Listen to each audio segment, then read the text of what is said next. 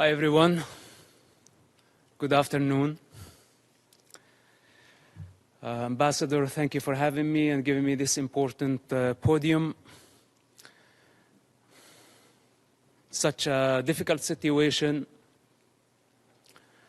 I see lots of division and confusion, lots of hatred, lots of misinformation.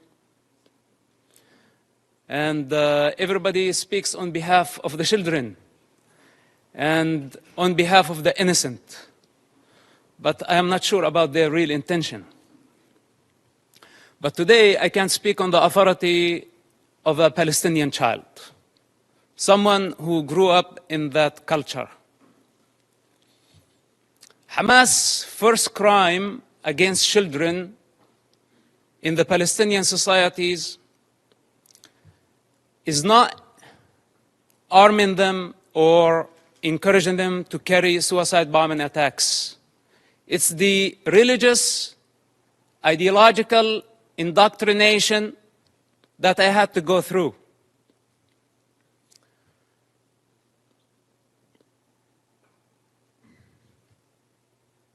With one intention in mind: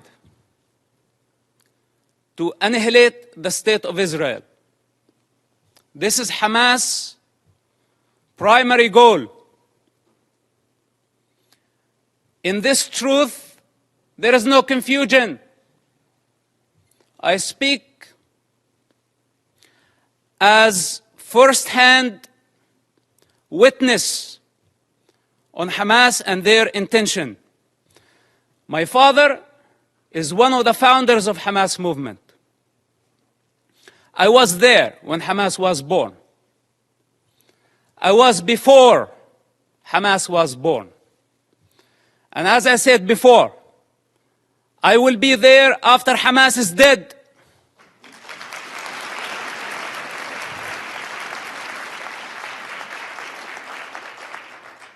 I am not a part of propaganda.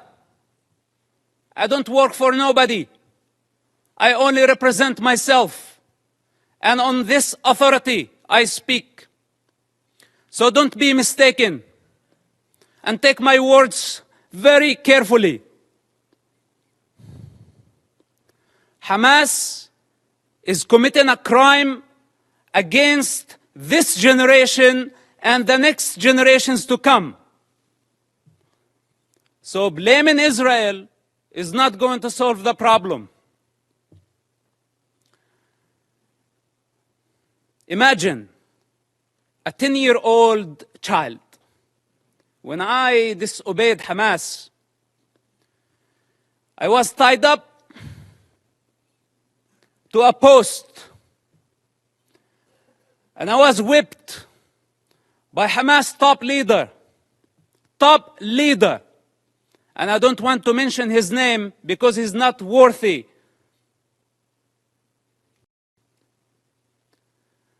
With the electric cable.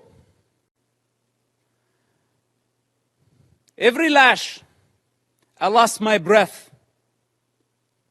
Until I lost my consciousness. My father was in prison at that time. And this leader thought that he was my mentor. This is Hamas discipline. This is how they wanted me to be. To become a violent savage like them. And the very basic intelligence of a child, when I felt that was not natural, it wasn't. But I had still to go to the mosque to please my mother and please my father and obey this type of monsters. I hate to talk about my personal struggle. And I hate to be in a position to be at defense.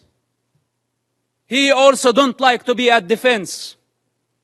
Because this is what Hamas did to Israel on October 7th. They put all of us at defense. But this doesn't mean that we are not going to win the war.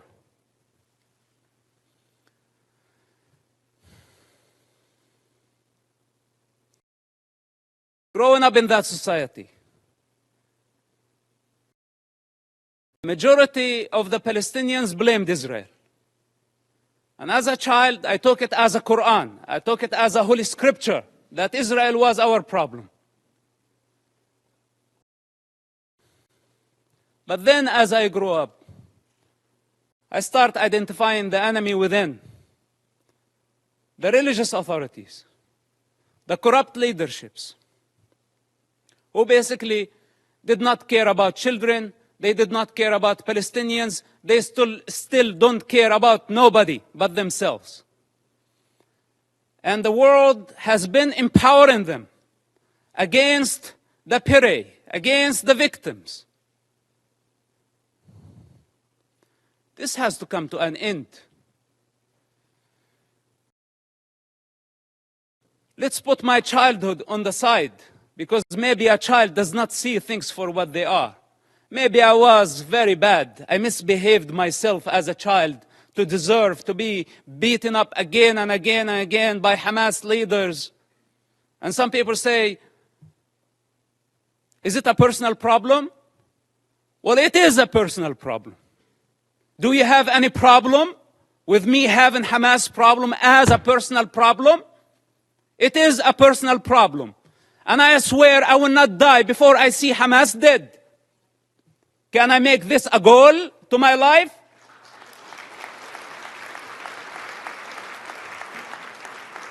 You know, unlike many of the leaders who sit here and give Hamas legitimacy by not condemning them, if the entire world stand there and say otherwise, the child witness within will always be there.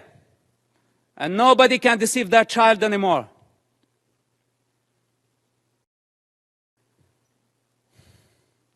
Then, as I grew up, I become the Hamas or the Islamic student movement president in our town. And I became part of the movement. It's just out of the love for my father and our family. I had no other choice, which somehow led me to imprisonment at the age of 18, just a few weeks after my 18th birthday. May 28th, 1996.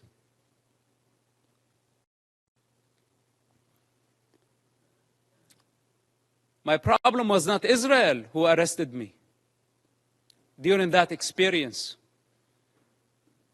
It was Hamas again, but this time with a lot more brutality,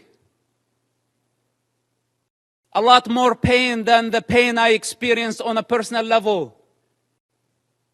In prison, Hamas tortured and killed hundreds of Palestinian prisoners, Hamas members, because Hamas had suspicion that they were collaborating with the State of Israel.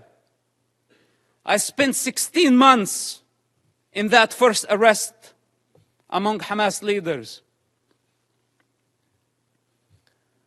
What was called Al-Majd, Hamas security wing, for those who don't know, this division of Hamas. This security wing, they brutally tortured people,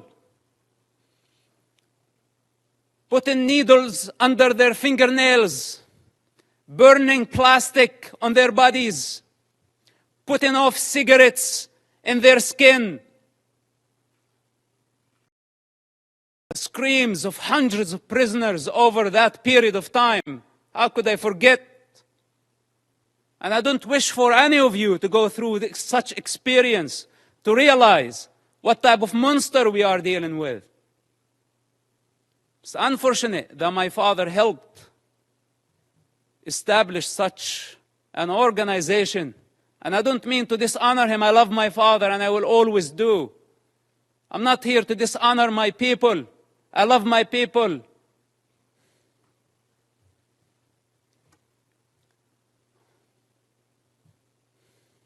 But I cannot believe how far Hamas was able to travel in this madness, and we could not stop them. After I was released from prison, I made very hard choices. And I don't have the time to go through all my motives, but yes, I had many motives.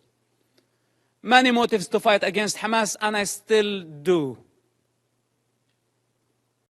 And nobody can get in my way. Not even the United Nations.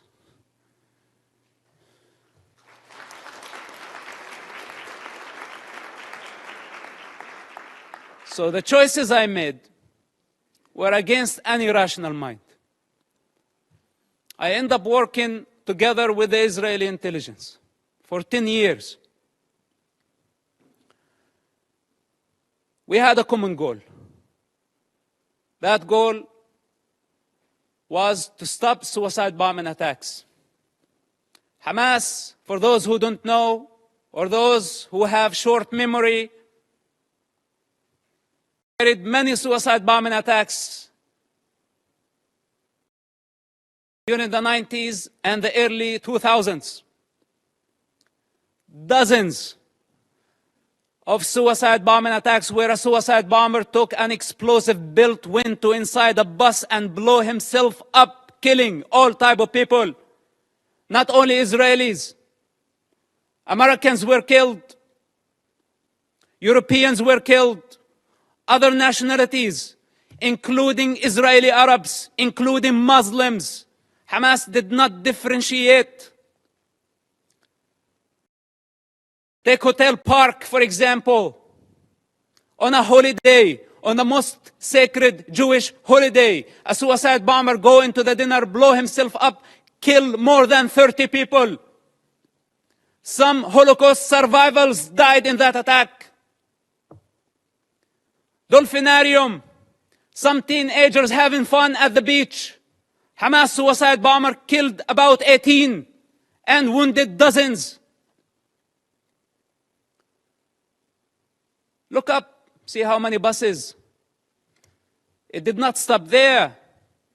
Hamas attacked the Hebrew University. 6 Americans were killed in that attack.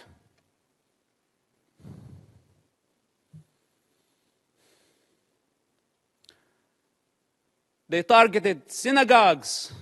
They targeted everywhere. Knowing the Israeli retaliation, they invite violence. They love violence. Hamas, without chaos, cannot survive. It's their climate. This is where they thrive. When the peace process came, if you follow the history of Hamas and their development or their evolution, whatever you want to call it, Hamas, what sabotaged the peace process through suicide bombing attacks.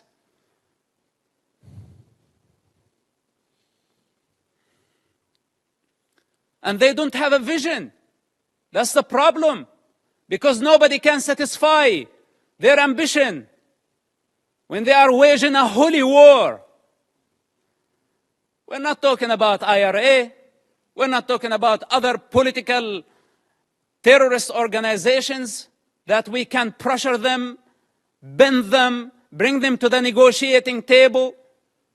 We are talking about a religious group that does not believe in political borders, that wants to annihilate an entire race in order to build an Islamic state. I don't know what else can be said about this group. And I don't know why it's not obvious to everybody that the United Nations fail to condemn them. Bunch of rapists. This is what they are. Lower than animal consciousness.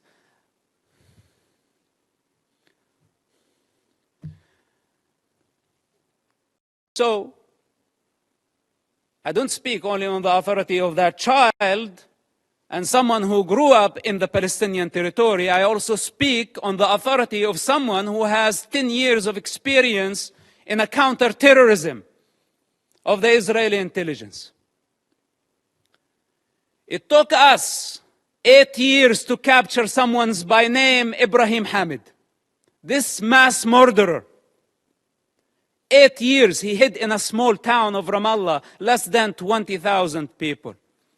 It took us 8 years to capture him, while he was sending suicide bombers every other day. It was a big nightmare to capture him. And you know now what they are doing? Why the hostage situation that we have in Gaza? They want him. He's on the top of the list to be released. Ibrahim Hamid, remember his name? Look him up. They want mass murderers to go back to the street. And if you ask yourself, the guy that you saw earlier, Yahya Sinwar, with the child and the rifle, this guy was released just recently, part of the prisoner exchange with Israel, when Israel had to release more than 1,000 Hamas members to return one Israeli soldier back to his mother. And Hamas had a taste to that. So they thought this time they can go and bring 200 hostages and more. So they can bring the only true democracy in the Middle East to its knees. This is why it's a very brutal war. For those who are in the intelligence communities, they understand the significance of this. And they know that that Israel cannot release more Hamas terrorists. Because this guy, you saw, Yahya Sinwar, he is the mastermind behind the attacks on October 7th.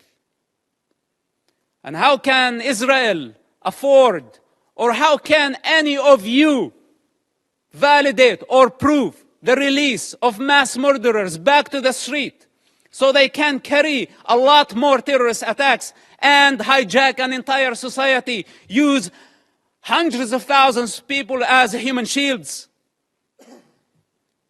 Is this our way of solving the problem? We need the correct vision. First of all, we need to identify the origins of suffering.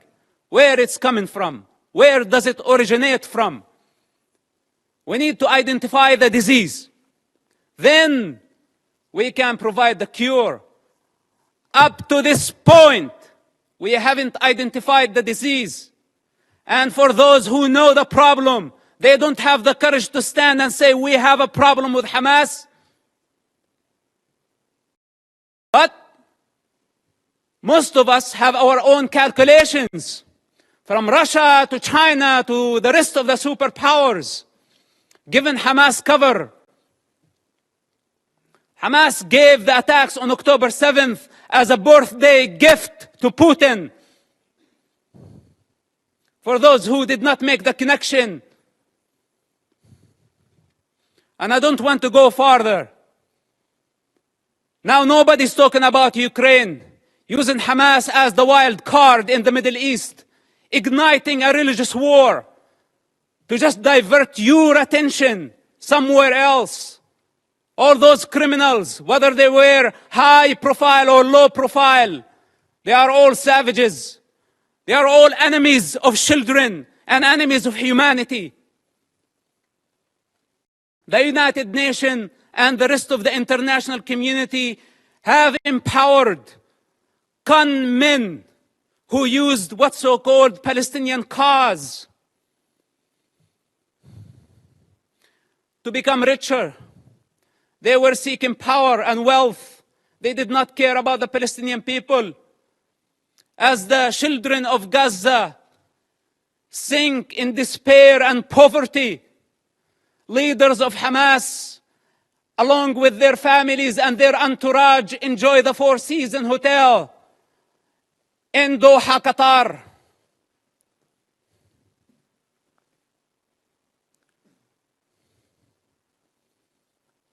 can continue putting our head in the sand, but then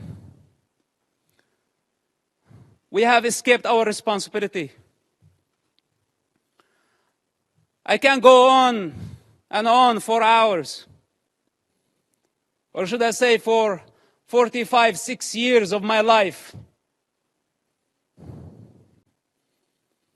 But I don't have the time.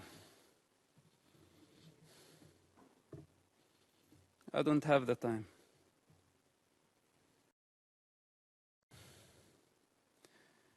If we don't eradicate Hamas this war and this time, if we don't eradicate them, the next Gaza war is going to be deadlier. It's going to be much greater.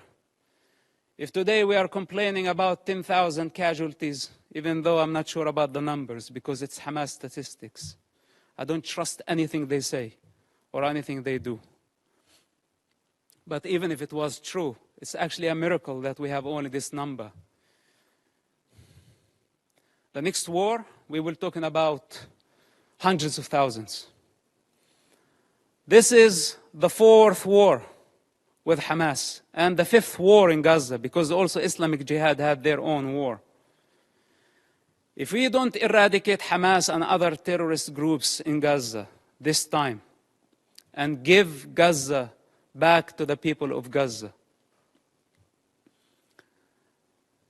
we will give them legitimacy. We will show them that we are afraid. And tomorrow, they will come back with vengeance. What made Hamas attack this time a lot stronger than the past wars, because under the international pressure, we had to negotiate with them. And we had to give them legitimacy. This is what encouraged them and gave them power. You know, Qatar, for example, it's a member of the United Nations, playing the mediator, etc. They could have fooled me. They are the ones hosting Hamas. They are the ones who have been funding Hamas. Russia, Musa Abu Marzouk, a Hamas top leader, was in Moscow just yesterday. Okay, to be more accurate, a week ago. What's this? Where democracies should be united in fighting such savages. All of us saw Hamas, you call a hostage situation, but you want the true term Hamas uses for this?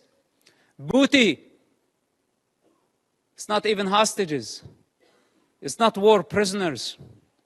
All of us saw Hamas, savage, grab a teenager girl from the neck, pushing her into the unknown. That's your very freedom. That girl represents your freedom. And none of us thought about the mother of that kid and how she felt about seeing her daughter being dragged that way by a savage who wants to dominate, who sees women as a property. This is how Hamas sees women, a property, something they can own. As they want to own territory, more territory, their lust, their sexual lust, their lust for power, their lust for territory.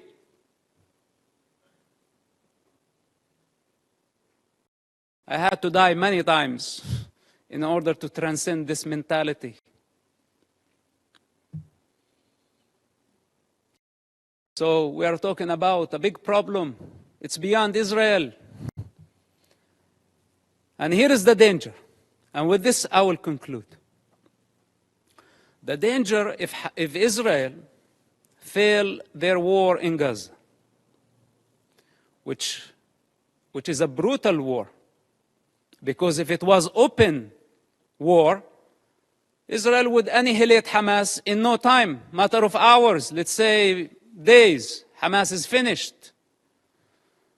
But since Hamas strategy, it's a strategic thing of Hamas to take human shields. This crime cannot be forgiven. None of us should forgive this crime. Gambling with children's blood for political gain, it doesn't get worse than this. So Israel now got stained by blood. This is what Hamas wanted to happen from day one. They wanted to sacrifice thousands of children so Israel can take the blame. Digging tunnels and bunkers under hospitals, schools, launching missiles. A Hamas misfire, how many people killed at a hospital, and they went so fast to blame Israel, and the rest of the world listened to them and listened to their propaganda. Nobody is concerned to check what is true and what is false. Whatever that serve our political and short-term interest, we go for it.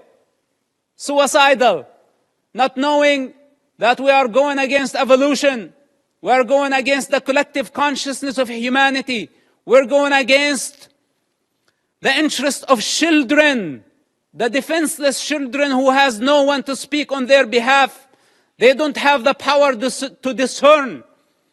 And yes, they are dying. But who's causing all this death? Blame is the cheap way. It's the way of the coward.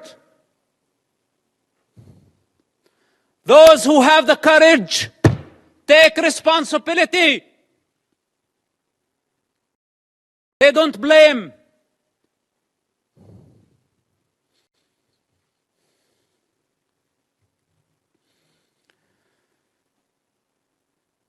If Hamas is not defeated, if Hamas is not eradicated in Gaza, we will set the model. We will give the freedom to so many radical groups around the world, especially in Europe. Because many of ISIS have fled to Europe under civilian cover. They are sleeping cells in Europe. And there is a migrant problem in Europe. And there is an Islamic problem in Europe. And this is just a warning. If you really care for the global security, and I speak as a person who was part of the counterterrorism effort against radical Islamists, if Hamas is not defeated in Gaza, it will inspire many groups around the globe. They will see that few thousands of savages can blackmail the international community, the superpowers, and bring democracies to their knees. Many of them are watching now, and many of them are very happy about how the world is responding. And many of them are satisfied to see the state of confusion and fear and anxiety. This is the time to get united. Because if Israel fails in Gaza, all of us, we will be next. Thank you for listening, and thank you for giving me the opportunity. May God bless all of us and protect our children, not only the Palestinian children, but also the Israeli children. Bring the hostages back to their families. And may God bring peace to this divided world. Thank you very much for listening.